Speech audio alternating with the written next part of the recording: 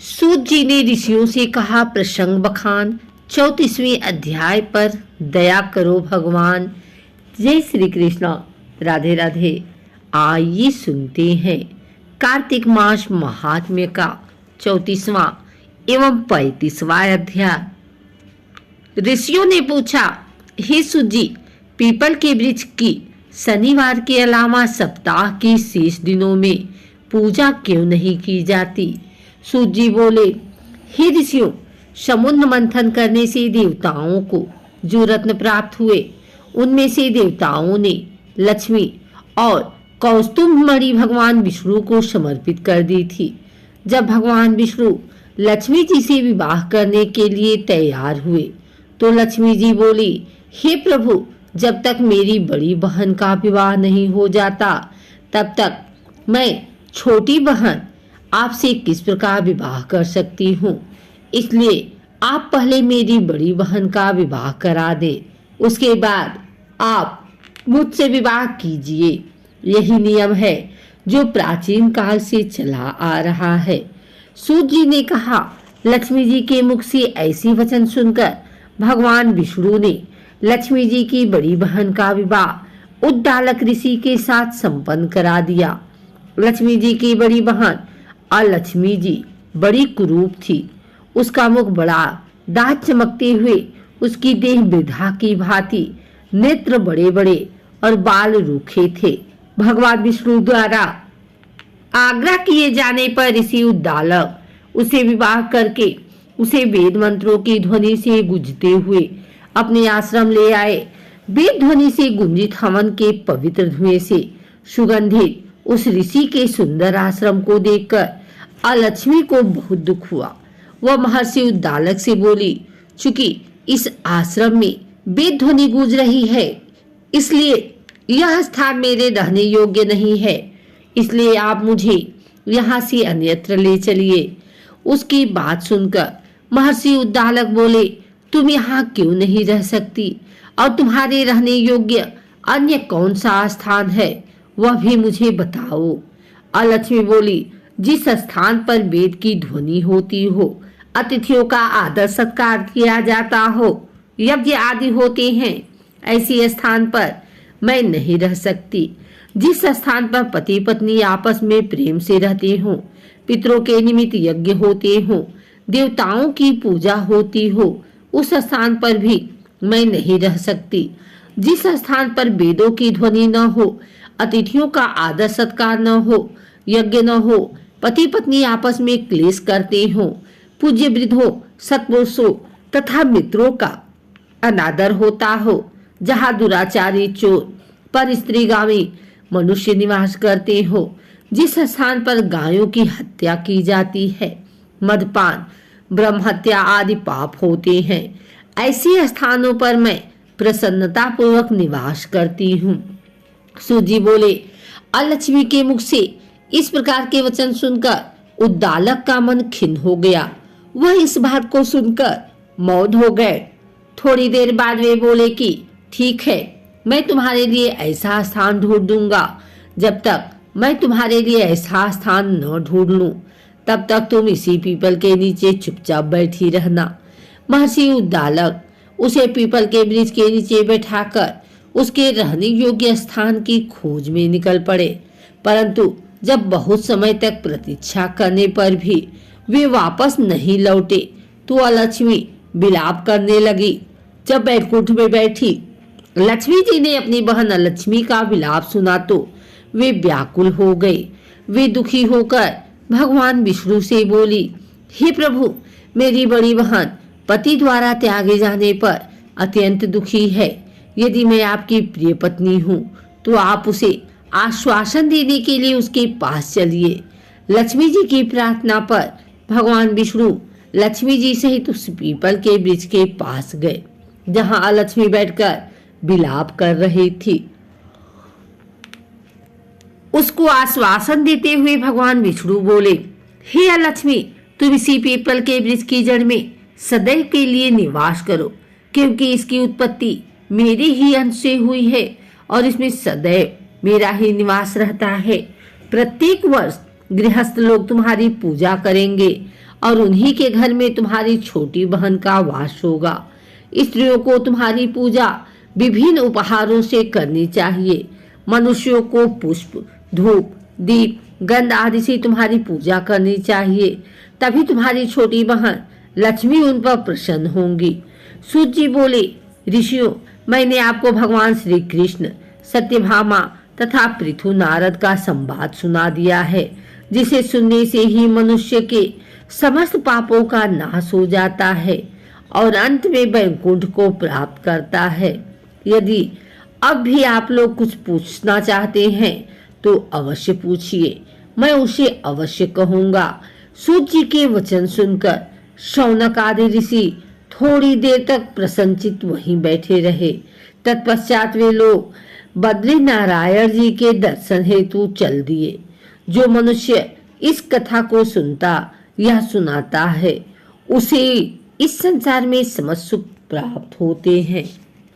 अनुपम कथा कार्तिक होती है संपन्न, इसको पढ़ने से श्री हरि होते प्रसन्न।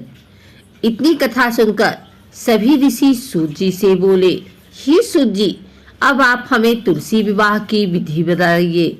सूत जी बोले, कार्तिक शुक्ल नवमी को द्वापर युग का आरंभ हुआ है, अतः यह तिथि दान और उपवास में क्रमशः पूर्व व्यापिनी तथा पराह व्यापिनी हो तो ग्राहा है।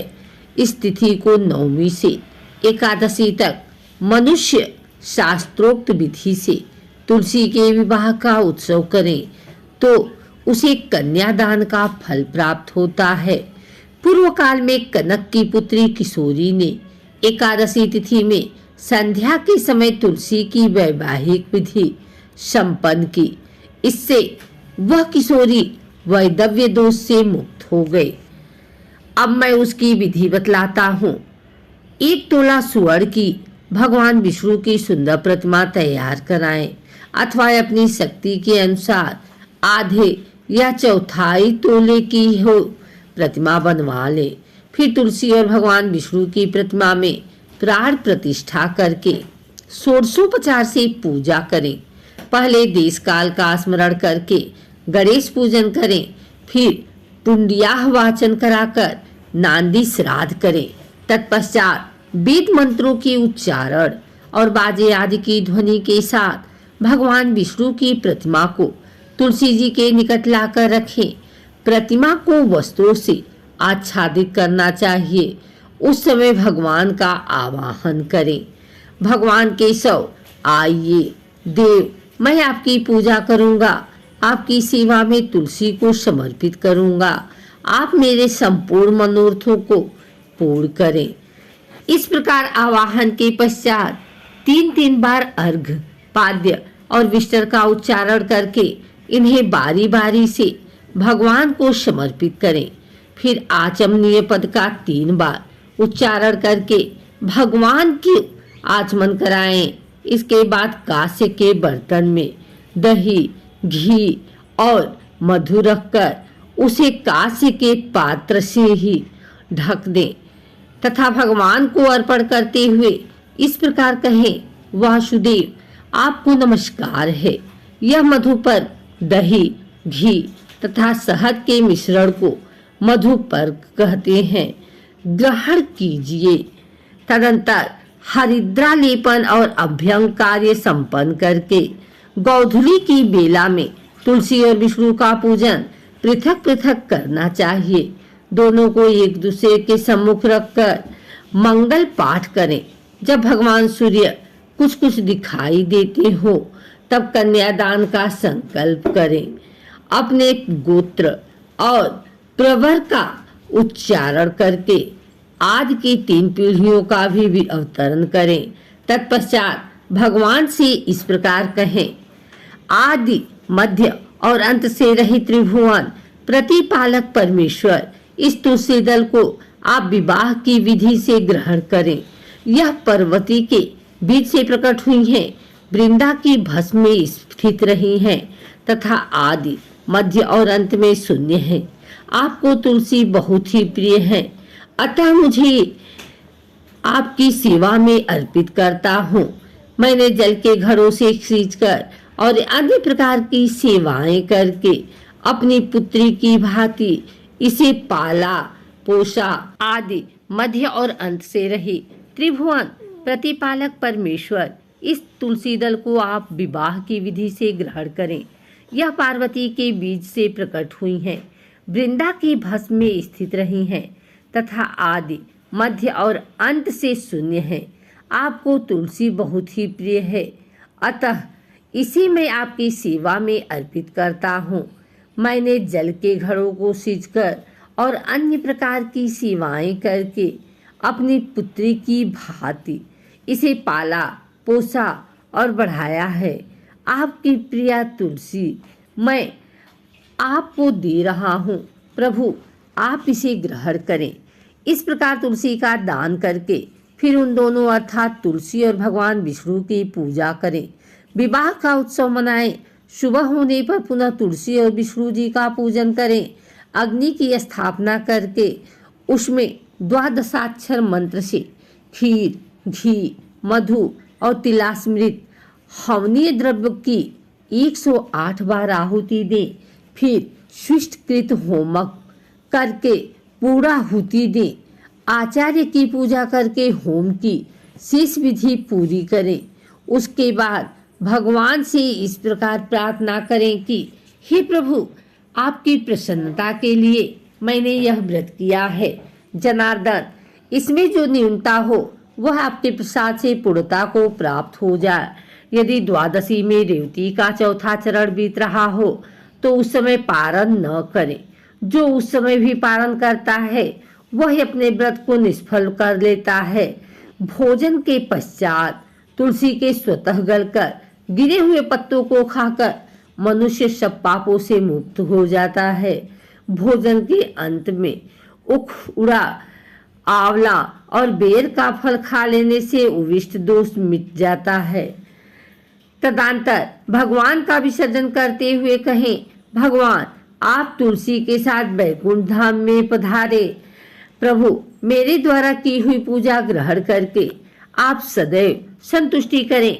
इस प्रकार देवेश्वर विष्णु का विसर्जन करके मूर्ति आदि सब सामग्री आचार्य को अर्पण करें।